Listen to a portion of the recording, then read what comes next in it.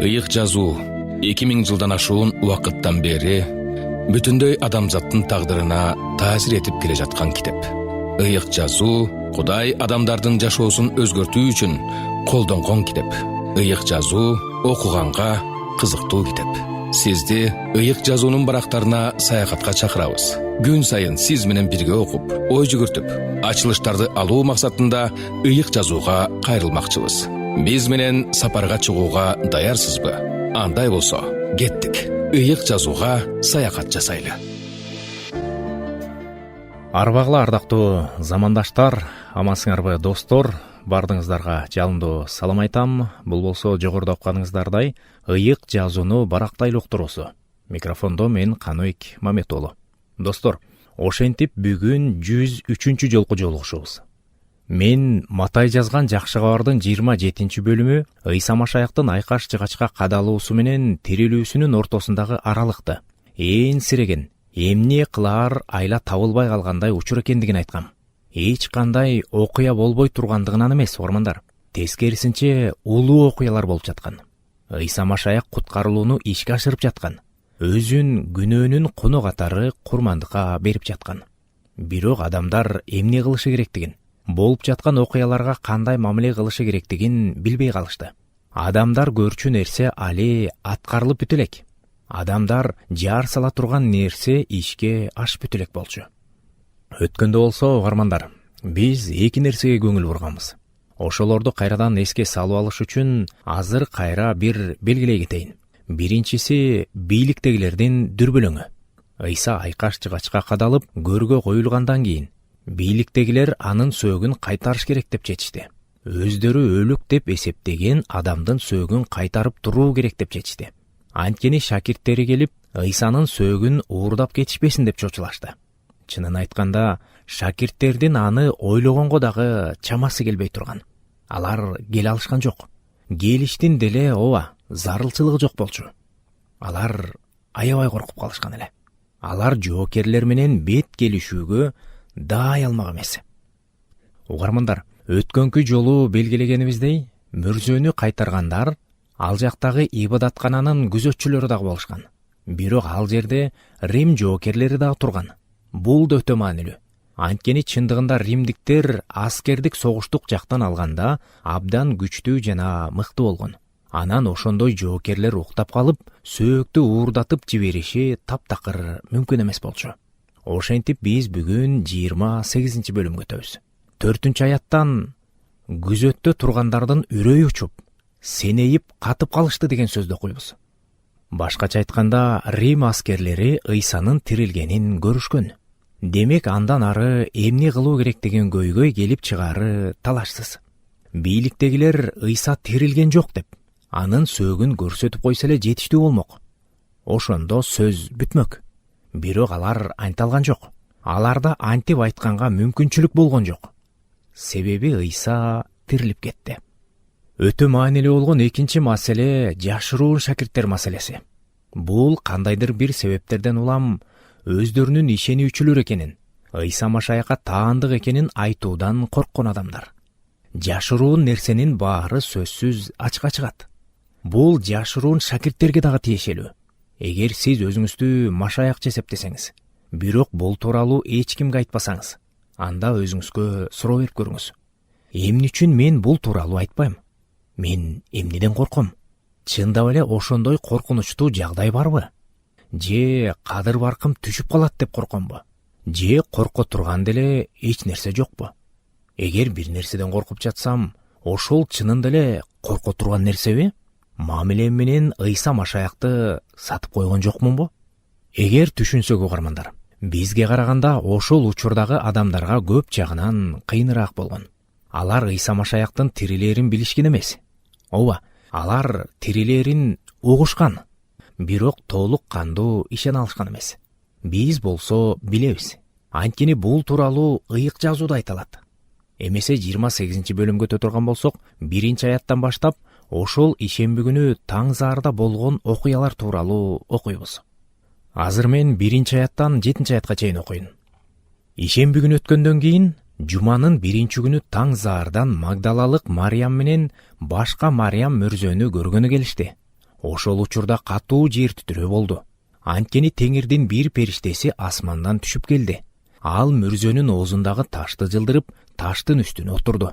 Анын көрүнүшү чагылгандын жарыгындай, кийими кардай аппак эле. Күзөттө тургандардын үрөйү учуп, сенейип катып калышты. Периште болсо аялдарга мындай деп кайрылды: коркпогула, айкаш жыгачка кадалган ыйсаны издеп жүргөнүңөрдү билем. Ал бул жерде жок. Өз айткандай, ал тирилди. Келип анын жаткан жерин карап көргүлө. Анан тезирээк барып, анын шакирттерине: ал өлүп кайра тирилди. Ал силерди Галилеядан тосуп алат. Аны ошол жерден көрөсүңөр деп айткыла. Силерге айтаарым ушу. Мына угармандар, бул жерден окуганыбыздай, мүрзөнүн оозун жаап турган таш мүрзөдөн ыйса чыга алыш үчүн жылдырылган эмес. Тирилгенден кийин ал дубалдар аркылуу деле өтүп кеткени эсиңердеби? Бул тууралуу биз башка жакшы кабарлардан да окуйбуз. Таш ыйса сыртка чыгыш үчүн эмес, аялдар, андан кийин шакирттер мүрзөнүн ичине кире алыш үчүн жылдырылган. Таштын жылдырылышынын ыйсага такыр кереги жок болчу. Ал ансыз деле кандай тосмо болбосун өтүп кетмек. Таштын жылдырылышы, угармандар, биз үчүн зарыл болгон. Бүгүнкү күндө бул бизге ошондо эмне болгонун түшүнүү үчүн зарыл. Баса, жакшы кабардагы Ыйса Машаяктын тирилүүсү тууралуу баян 4 жакшы кабарда 4 башкача айтылат. Бул жакта бири-бирине дал келбеген жерлер дагы бар деп сындашат. Чындыгында, албетте, кылымдар бою машаякчылар жакшы кабардагы дал келүүлөрдү тактап көрсөтүп келишкен. Алар бири-бири менен эң сонун эле дал келишет. Мен силерге орус тилиндеги бир ыйык жазууну окууну сунуш кылгым келет. Ал Скоффилдтин Библиясы деп аталган комментарийлер менен кошо берилген ыйык жазуу. Ошол Скоффилдтин комментарийлеринде 4 жакшы кабарчы тарабынан сүрөттөлгөн бул окуялардын баары канткенде бир убакта болушу мүмкүндүгүн көрсөткөн эң мыкты айкалышкандык бар. Мен мунун баарын азыр силерге айтып бермекмин. Тилекке каршы чындыгында буга убактыбыз жетпей калат. Ошентсе дагы интернеттен жана башка булактардан бул маалыматты оңой эле таба аласыңар. Жакшы кабардагы аялдардын өзгөчө ролуна дагы көңүл бурсаңар деп өтүнө берелем. Ыйса айкаш жыгачка кадалганда, көргө коюлганда аялдар эң аягына чейин ошол жерде туруп, элдин эң акырында кетишкен. Машаяк тирилген күнү анын мүрзөсүнө эң биринчи келген дагы ошол аялдар болчу. Ыйса Машаяктын тирилгени ошол жандарга биринчи болуп кабарланган. Бүгүнкү күндө гендерлик теңдик жөнүндө көп айтылып келет. Машаякчылыкты бул чөйрөдө аялдар көп азап тартышат. Аялдар күйөөлөрүнө баш ийиши керек деп талап кылынат деп күнөөлөшөт. Адамдар эки түшүнүктү чаташтырып алышкан. Алар тең укуктуулук жана теңдик. Аял менен эркек бирдей иштерди кылганга мүмкүнчүлүк берилиши керек деген маанидеги теңдикти талап кылып келишет. Эмне үчүн экени эсиңердеби? Аялдар алсыз болгон үчүн эмес, эркектер бала төрөй албаган үчүн. Бүгүнкү күндө теңдик жөнүндө канча кыйкырбайлы. Келгиле, теңдик болсун. Аял менен эркекке толугу менен тең мүмкүнчүлүктөрдү берели дебейли, баары бир болбойт. Ошону биз эстен чыгарбашыбыз керек. Эркектер бала төрөй албайт. Эркектер баланы эмизип бага албайт. Демек, толук кандуу теңдик эч качан болбойт.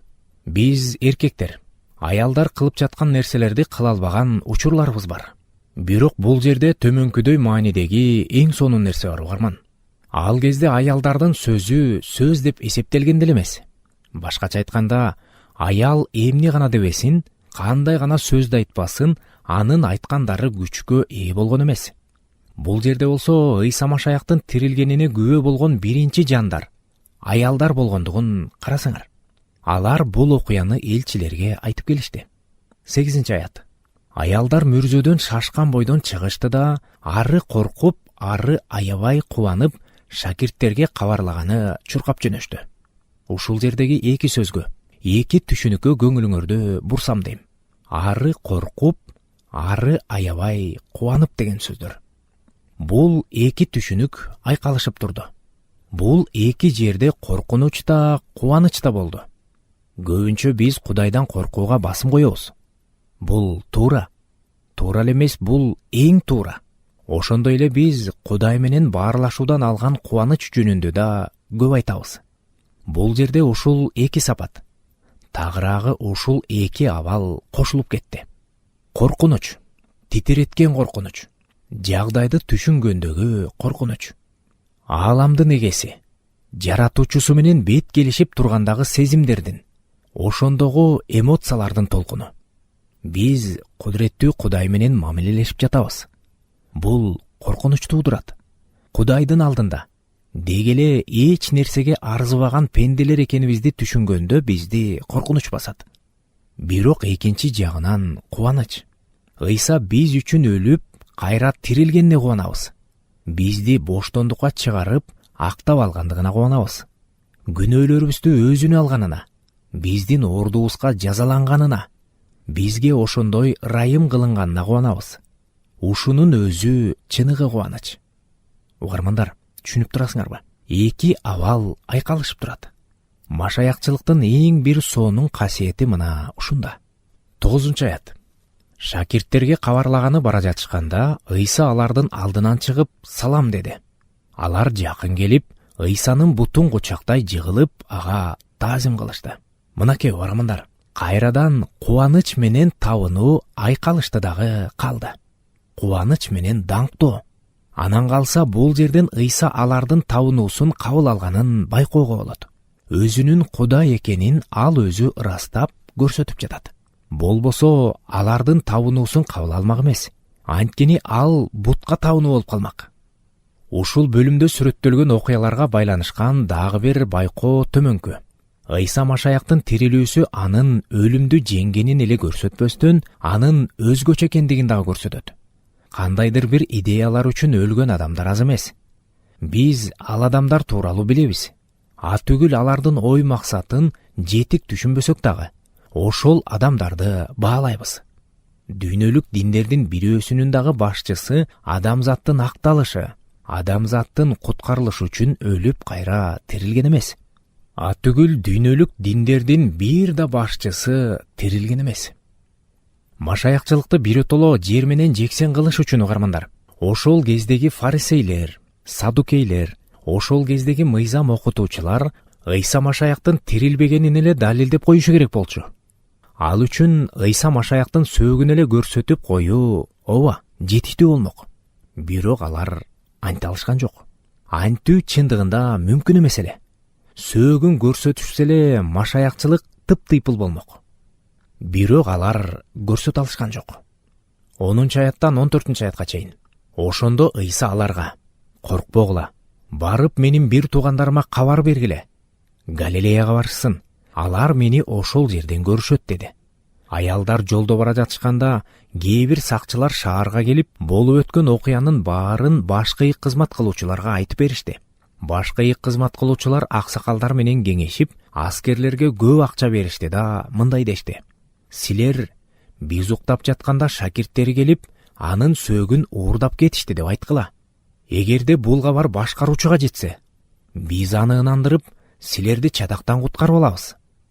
Угармандар, ушул жерден 1 мүнөткө токтой туралы. Чатак деген сөз. Бул жерде кайсы чатак жөнүндө айтылып жатат? Эмне үчүн сакчылар бул тууралуу айтууга шаарга чуркап жөнөшкөн? Алар чынында эмнеден корккон?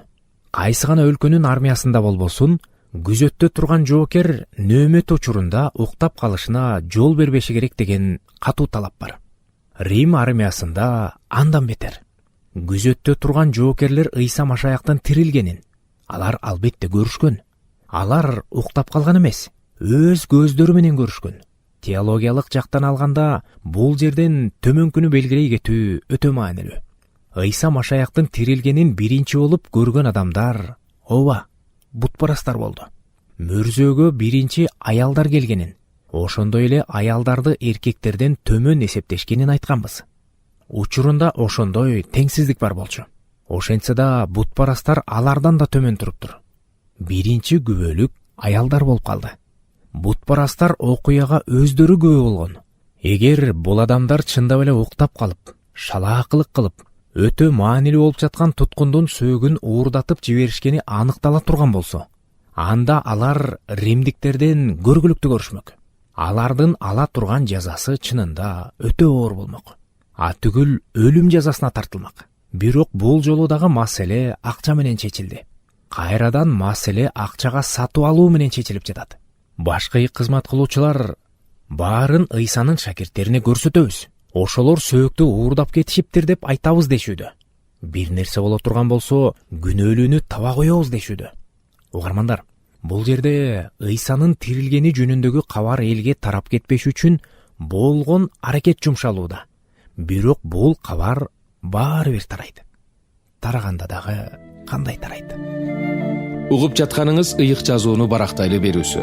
Биздин берүүнү үзгүлтүксүз угуу үчүн YouTube каналыбызга жана Facebook баракчабызга катталууну унутпаңыз. Биз болсо сөзүбүздү уланталы. 15-аятта окуйлу.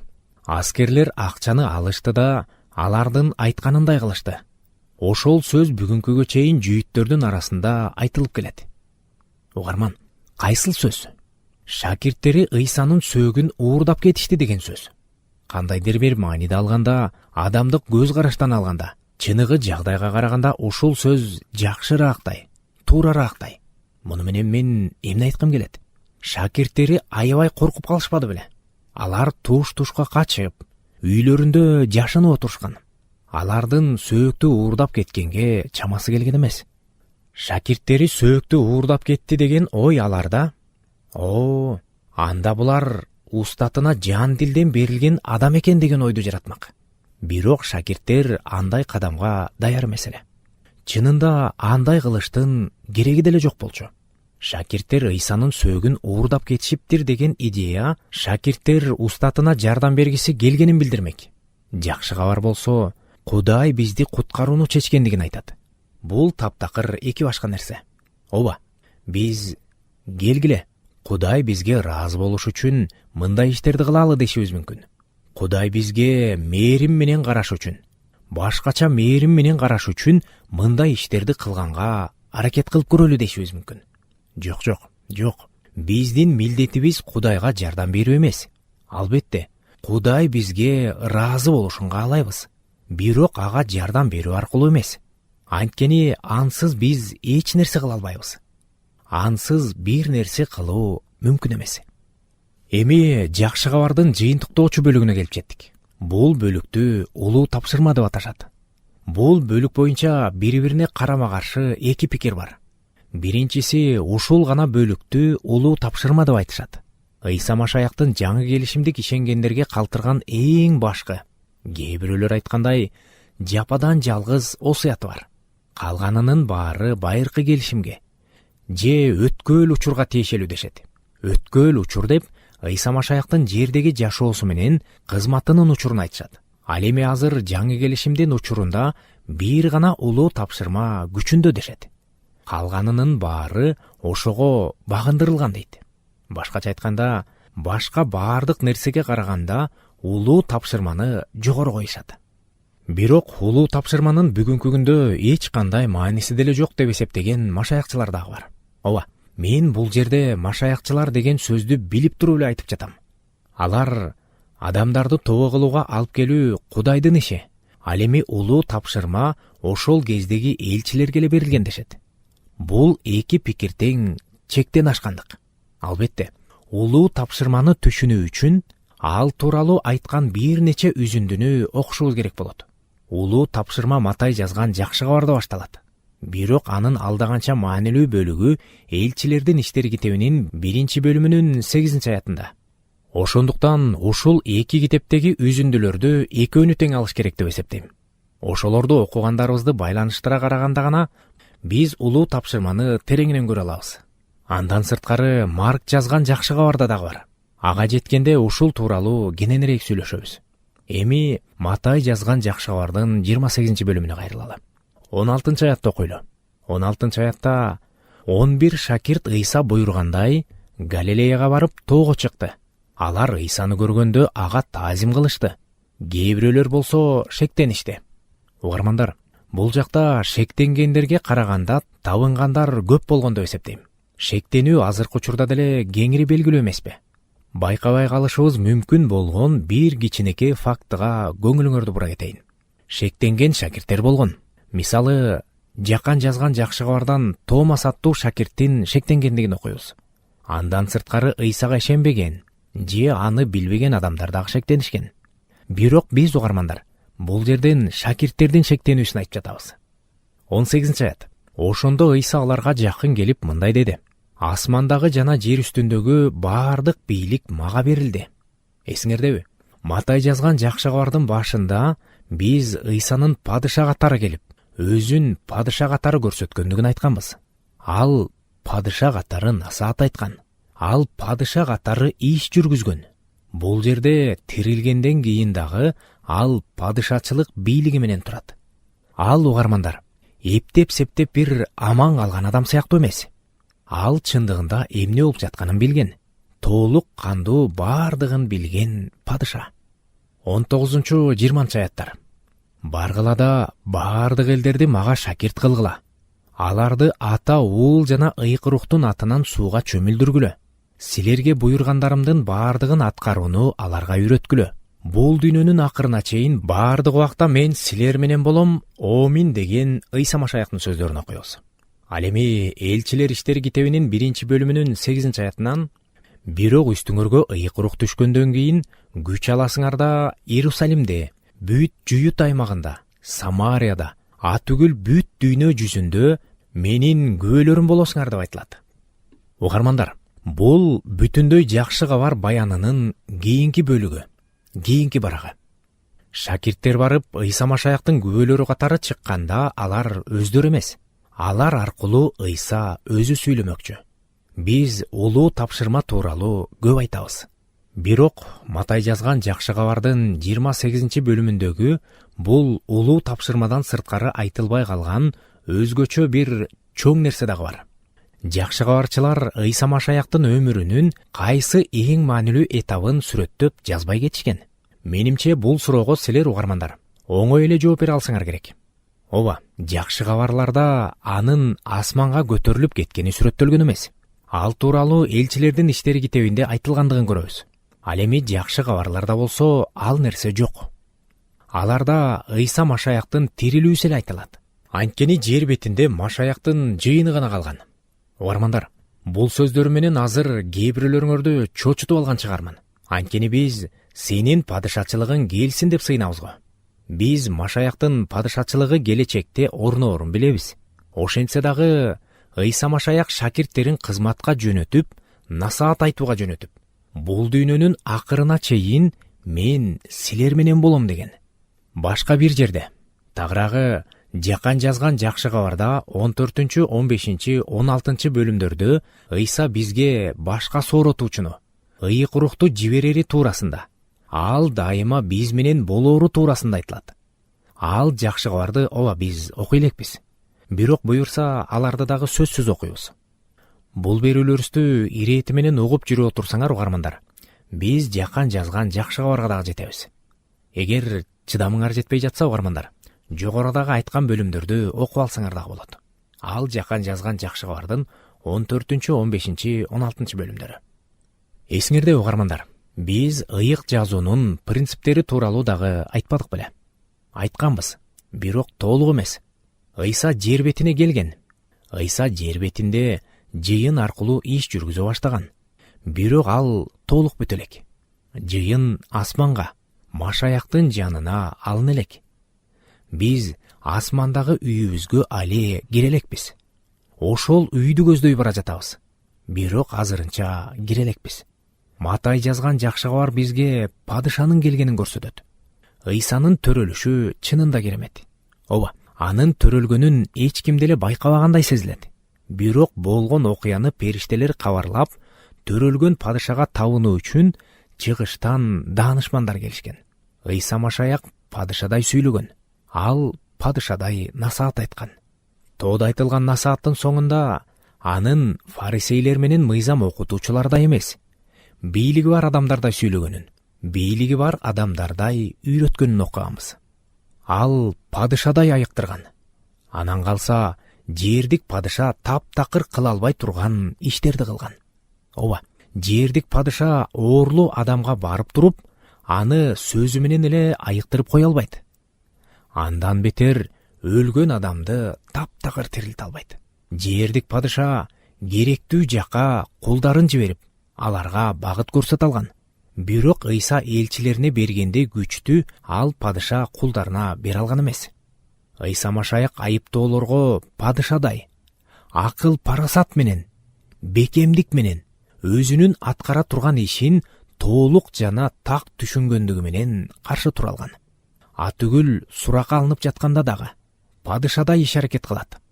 Угармандар, анын жашоосундагы болуп жаткан окуялар боло турган убакыт анын колунда экендигин айтканбыз.